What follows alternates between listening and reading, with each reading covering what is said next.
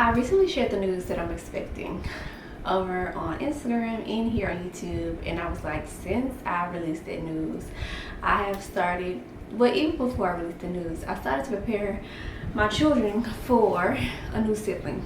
I personally think that it requires a lot of time. I think it requires preparation in advance, of course, because it's an adjustment for the kids. So in today's video, I'm going to be sharing ways to prepare your child for a new sibling, whether they're toddlers or they're a little older, okay? And if you're new to my channel, I'm Shadaman, an expecting homeschooling mom to a 7, 6, and 3-year-old.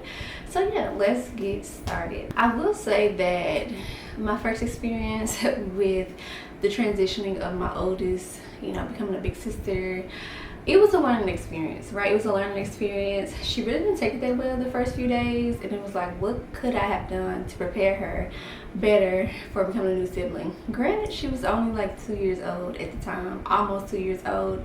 So it was like, of course, toddlers don't understand that, but it was like, okay, going forward, I know I need to do some things in preparation to make sure that, the transition is more smoothly. As I said, this is going to be tips for children who are toddlers as well as children who are older, because my girls are 7 and 6 and my son is 3.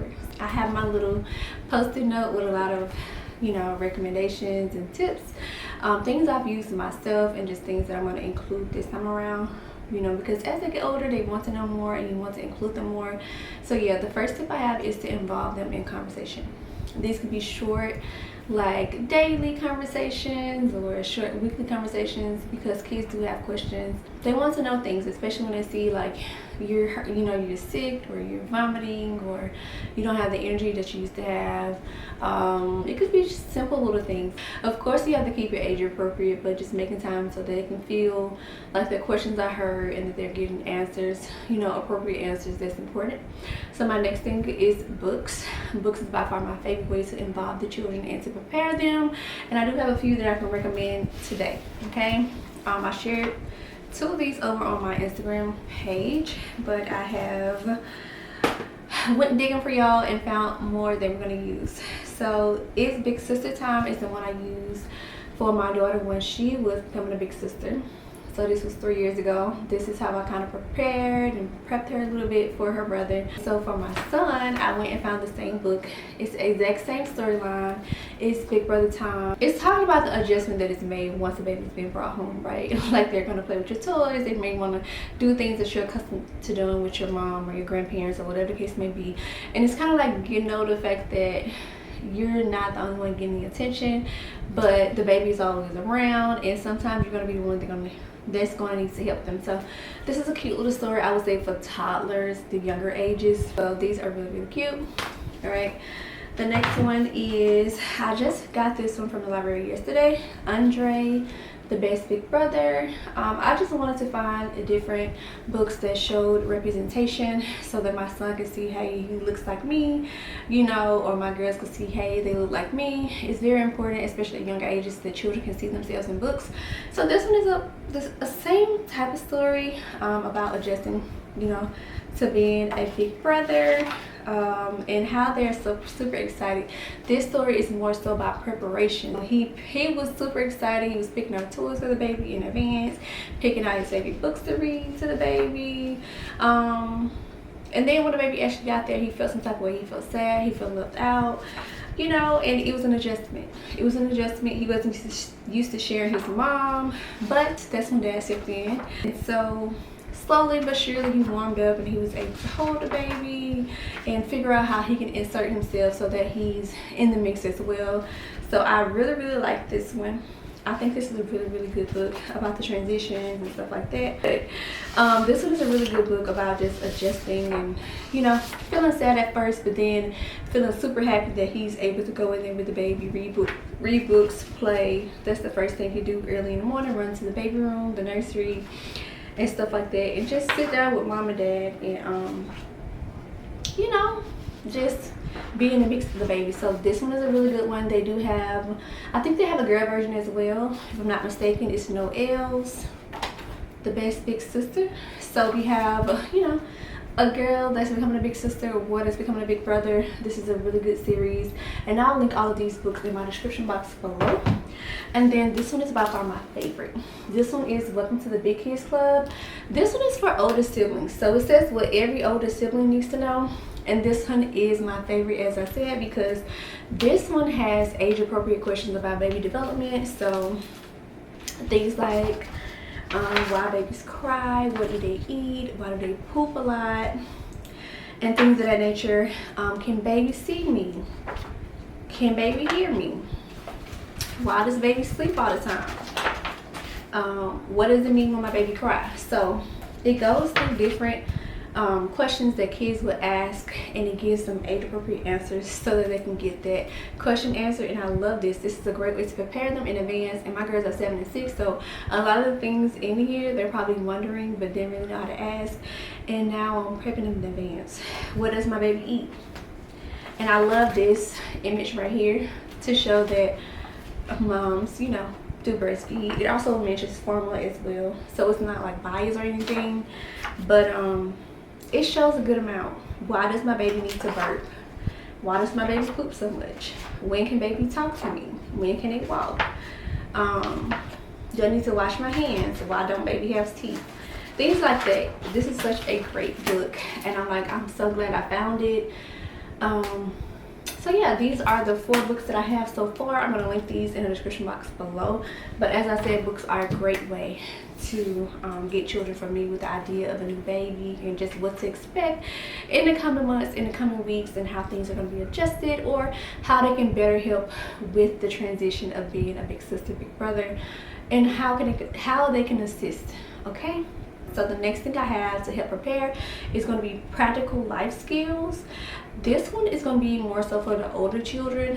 So when I mention practical life skills, I mean things like them helping you shop for the baby clothes. So when you go in the store and you need to pick up clothing or baby gear or bath products, whatever the case may be, allowing them to go with you to see what you're shopping for, kind of explain why you're shopping for these things, or even have them pick out certain outfits that they would like the baby to wear. That's important. They love that. Also helping with the nursery. So if you're prepping the crib or the baby room, decor, you know, folding the baby's clothes, you know, helping you wash the clothes and things of that nature.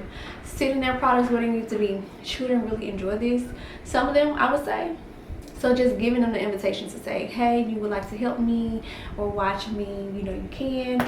Also letting them go to appointments with you. This is one thing I really loved about having a midwife with my son the last time around. My kids came to most of my appointments. So at the time it was only 2, but they came to most of my appointments, and they were able to listen to my son's heartbeat with the Doppler. They were able to measure my belly. They were able to just sit and absorb different things. Even when I went to my OBGYN, she allowed my girls to participate as well and do different little things when it came to my belly, and it was so fun for them.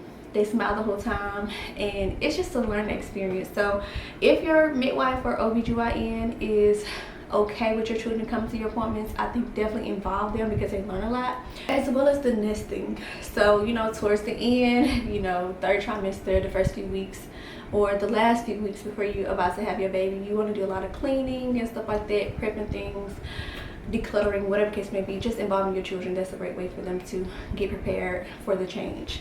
Next on my list, I kind of talked about this a little bit, but to show them baby gear. The stroller, the car seat, the swinger, the swing, the bouncer, the carrier, whatever baby gear that you would use or purchase to just get them familiar with, you know, what it's used for. My children, they have a lot of dolls, so they have their dolls and like the carrier or the stroller or whatever the case may be. They do love that. It's pretend play, right? Until the real thing happens. The next thing I have, which is really important, is discuss emotions. As I said, this is an adjustment for children. For some, they may feel like, you know, they don't want a sibling. For others, they'll be super excited. For some, it's going to take them a while to digest the fact that, okay, I'm not going to be the only child anymore, or I'm having, you know, another sister, another brother. It could be like, I won't get the attention, or you know, they're not gonna be able to see me because I'm the oldest, whatever the case may be. So just discussing how they feel about this. This is important for toddlers as well. I know when I first told my son, he was like, I don't want to be a big brother, or take the baby out your stomach. And you know, of course he didn't understand. He's only 3, but over time I just started to talk to him about it, and now he's super excited. Along with that, to go along with that, I do have on here to go down memory lane, to show them their baby pictures and how they've grown over time. So as I said, along with the emotions, especially with the younger children, something I was doing with my son, or still do with my son, is I go through his baby pictures. I show him like, hey, this is my stomach when I was pregnant with you, this is you when you was a baby, this is you when you started walking, this is you now, you're a big boy but you started off as a baby, these are some of your toys and things of that nature. And he's always smiling. It gets him excited. And it's like you can do the same thing with your older children. Just go down memory lane. Like, you was once a baby. You enjoyed these things, or this is where we used to do, or this is where we used to go, whatever the case may be. These are the clothing you used to wear. That's a big thing. My children, I still have some of their baby clothing, like their newborn outfits and their first cute little outfits. I saved those. So my girls usually dress up their baby dolls in their old baby clothes. This helps them. So next on my list, I have to discuss body changes. This is more so for the older kids. So like, of course, when you're pregnant, your body change, your stomach gets bigger, you put on weight and things of that nature. You can kind of discuss what's going on, right? Baby is growing, my stomach is going to get bigger, and also you know, do things like let them feel your belly, right? Especially when your baby start kicking and they can feel it. Some may be scared because it is, you know, it's not normal for you to just touch somebody's stomach and it jumps or it kicks or whatever the case may be. But just involving your kids, like let them rub your belly, let them see when the baby is kicking, things of that nature, to get them involved with it's an actual baby in there. I also talk about baby development, or how babies grow. So I have the What to Expect app, baby app, and each week they tell you baby's this big this week. So maybe the size of an avocado, or the size of an onion, or the size of a lime, or whatever the case may be. My girls look forward to me telling them every week how big the baby is. It is the cutest thing because they ask, and then they go in the kitchen and start looking at things, and it's like, wow, the baby's only this big, or you know, only this small, and stuff like this. When will it be big as a watermelon, or when would it be big as a cantaloupe, something? One of them asked me. So just discussing that with the children who are old enough to understand that things grow. It starts very small and baby grow over time. My girls are really enjoying it. They have the biggest smile on their face when I tell them new things about the baby, what's going on. And also you can show them your ultrasounds. So I'm currently collecting ultrasounds for this pregnancy, and so they've seen the first 2 ultrasounds, and I'm just noticing or just pointing out the changes that has happen over time. Like, this is bigger, or you can see the feet now, you can see the fingers now, and stuff like that. Something else I have is to talk about the adjustments in their new roles. So an adjustment would be for since I'm a homeschool mom, that we may have to, you know, do workbooks the first few weeks, or we may do like fun games while mom is in bed. My girls had this experience a little bit with how I did it with my son. We had to do a lot of homeschool things while I was in the bed. So I would have their puzzles beside me, or have work planned in advance, but just letting them know, hey, this is an adjustment. Whether the room is going to change, or where I store the thing is going to change. We're just talking about the changes that are going to come. Just preparing them in advance, although it's still going to be an adjustment, but just letting them know so they can know what to expect. Next is to talk about healthy eating. So I'm a homeschool mom. I think everything could be a lesson, you know. And having a baby is not just having a baby. It's, you know, it's a family thing. It's also about, it's a life adjustment. And it's also so much learning that can happen, right? It's so much science that goes into healthy habits, social studies, adjusting to families and things of that nature. It's so much they can learn. So just involving them in the process. Personally, that's what I think will be so much meaningful, as well as things they can learn. They will never forget what you teach them, and you know, the experience they got to experience. So last thing I have on here is to prioritize time with them and let them know they are loved. this is probably the most important, to spend time with them, especially if you have more than one child already, to make time for individual dates, individual reading time, individual playtime, individual time to just do whatever they want you to do. Prioritize that. Let them know they are special, they are loved, and that no matter how many babies come, you still love them, right? You still have time for them. And just doing that so they can know that no, they're not going to forget about me. In the beginning, the baby gets a lot of attention. Yes, so baby gets a lot of attention from mom, and then it could be, you know, a change of attention for dad as well. So like just prioritizing that and letting them know that you are loved, you are special, I still see you, I still love you just as much. That's very, very important. So these are a few ways that I am preparing my children currently for baby number 4. I am currently expecting.